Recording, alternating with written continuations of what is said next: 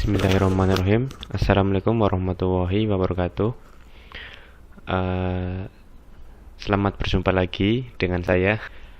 Untuk materi sudah saya siapkan di LMS, tinggal ditunggu dulu aja.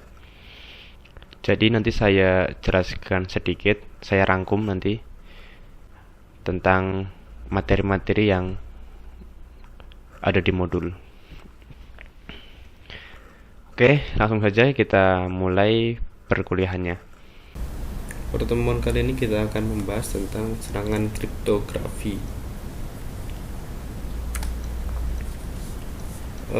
Keseluruhan poin dari kriptografi adalah menjaga kerahasiaan plaintext atau kunci dari penyadap atau kriptanalisis. Kriptanalisis itu berusaha memecahkan ciphertext dengan suatu serangan terhadap sistem kriptografi. Serangan itu setiap usaha atau percobaan yang dilakukan oleh kriptanalisis untuk menemukan kunci atau menemukan plaintext dari ciphertext-nya. Jadi diasumsikan kriptanalisis itu mengetahui algoritma kriptografi yang digunakan. Untuk jenis-jenis serangan, ada serangan pasif. Penyerang tidak terlibat dalam komunikasi antara pengirim dan penerima. Kemudian penyerang hanya melakukan penyadapan untuk memperoleh informasi sebanyak-banyaknya. Untuk metode penyadapannya ada wiretapping, ada electromagnetic eavesdropping, ada eavesdropping. Kemudian ada serangan aktif. Penyerang mengintervensi komunikasi dan ikut memengaruhi sistem untuk keuntungan dirinya. Kemudian penyerang mengubah aliran pesan seperti menghapus sebagian ciphertext, mengubah ciphertext, atau menyisipkan potongan gitu. Intinya untuk mengubah informasi yang tersimpan.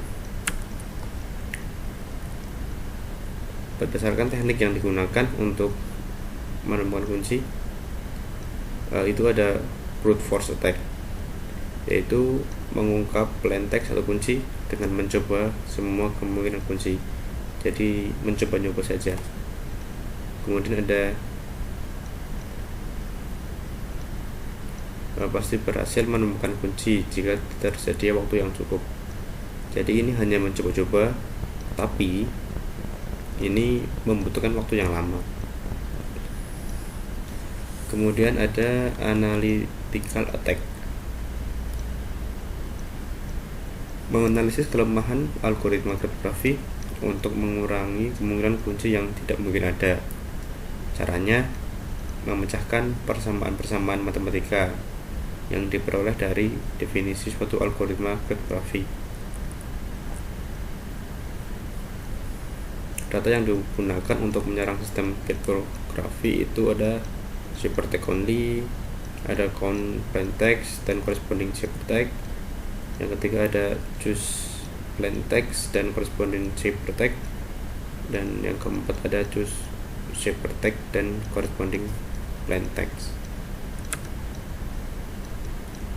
Kemudian untuk serangan berdasarkan ketersediaan data, yang pertama tadi ya, untuk ciphertext only attack, kriptanalisis hanya memiliki ciphertext. Kemudian ada choose plaintext attack, kriptanalisis dapat memilih plaintext tertentu untuk dienkripsikan, yaitu plaintext yang lebih dari 3.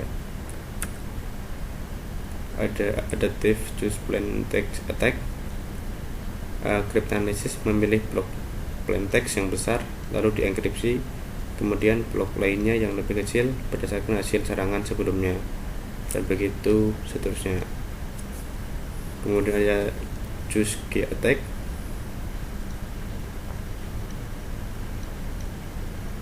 kriptanalisis memiliki pengetahuan antara kunci-kunci yang berbeda mengenai hubungan dan memiliki kunci yang tepat untuk mendekripsi pesan. Kemudian ada Rubber House kriptanalisis, mengancam mengirim surat gelap atau melakukan penyiksaan sampai orang yang memegang kunci memberinya kunci untuk mendekripsi pesan.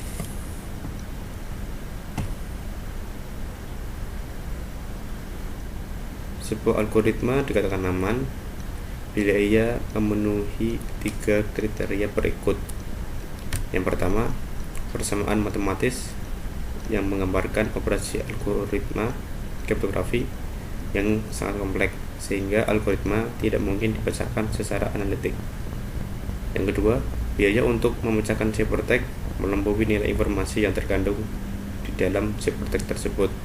Yang ketiga, waktu yang diperlukan untuk memecahkan ciphertext melampaui lamanya waktu informasi tersebut harus dijaga kerahasiaannya. Oke, untuk pertemuan tentang serangan kriptografi ini, apabila teman-teman mau bertanya, silakan aja bertanya, bisa di forum yang sudah saya siapkan. Terima kasih, saya minta maaf apabila penjelasan saya kurang jelas. Wassalamualaikum warahmatullahi wabarakatuh.